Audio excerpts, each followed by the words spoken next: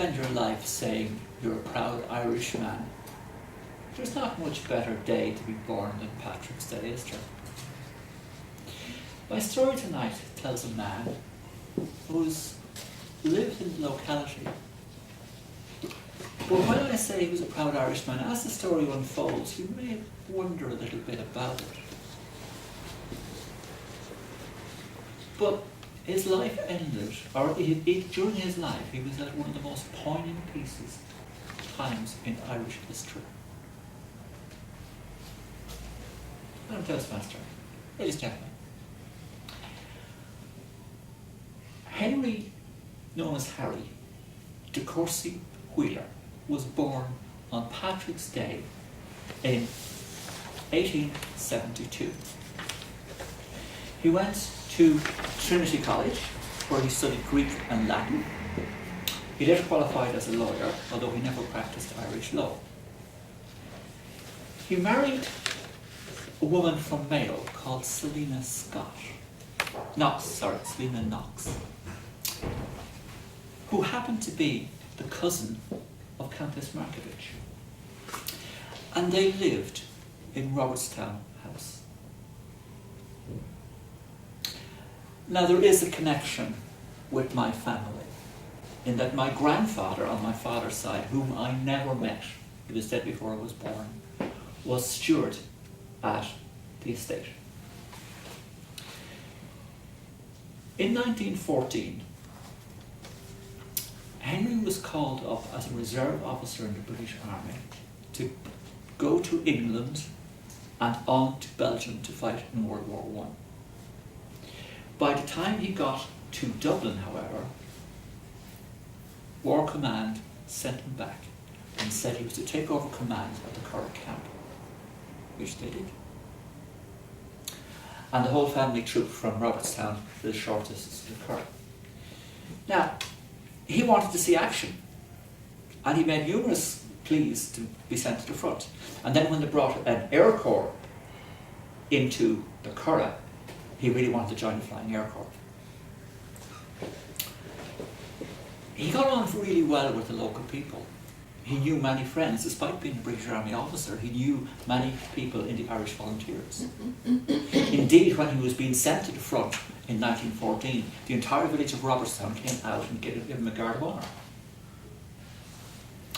He was obviously concerned about his family, but he got a letter from the Irish Volunteers in Robertstown branch to say that his family or his property would not be touched while he was away. That letter was signed by the Commandant of the Irish Volunteers, James Dowling. Now, I only discovered this yesterday, and I'm trying to establish, is that James Dowling the same James Dowling who fathered another James Dowling who married my mother's sister in Robertstown? When the 1916 rebellion broke out, he was looking for a day off on Easter Monday with his family, when the word came through from head office in Dublin that he was to report to be staff captain to General Lowe, the British Commandant.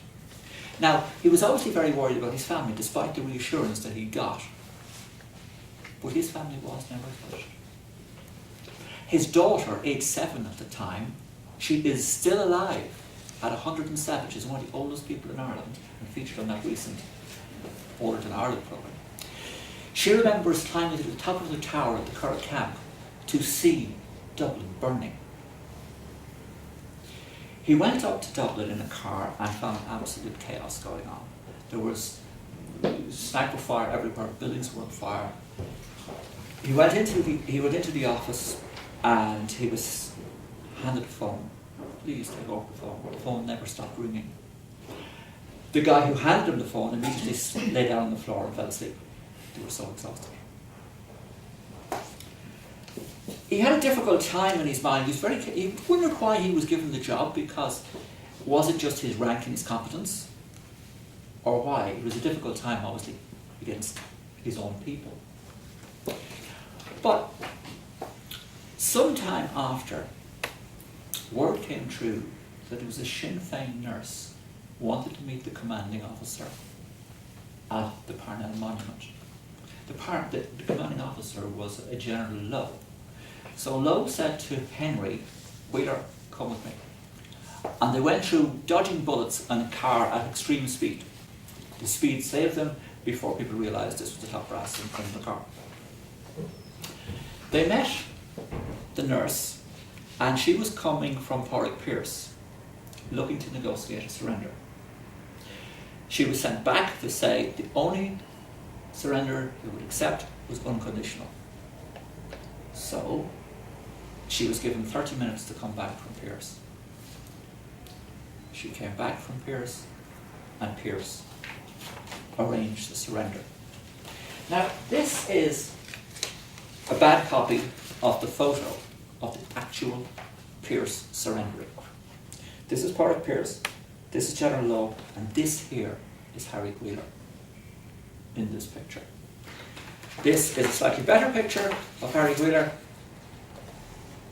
so that you can see. Okay.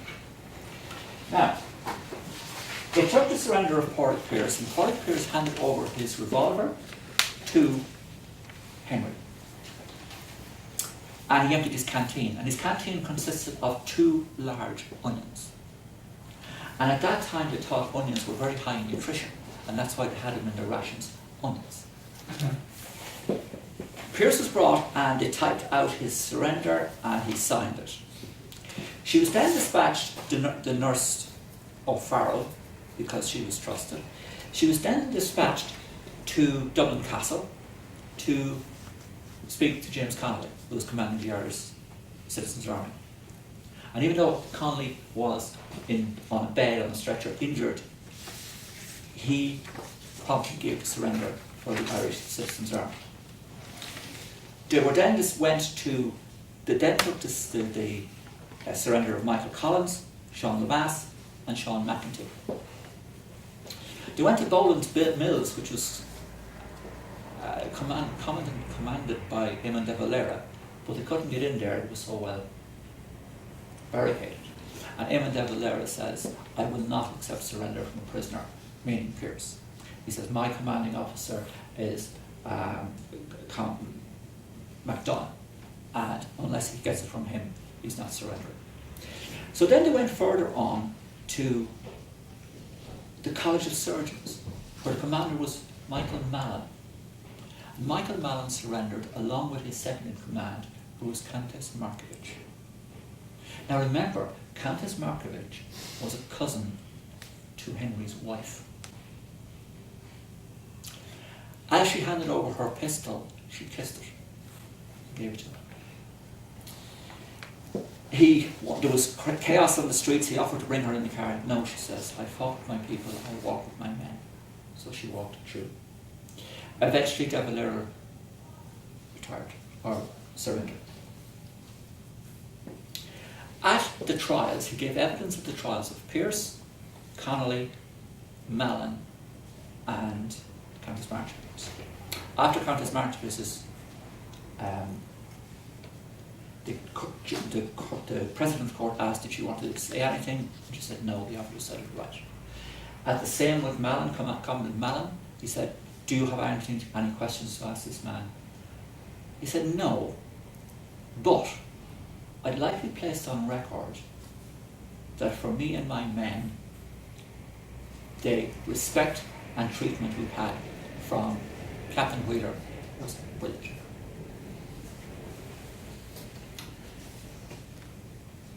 Those of you who remember me giving my tent speech,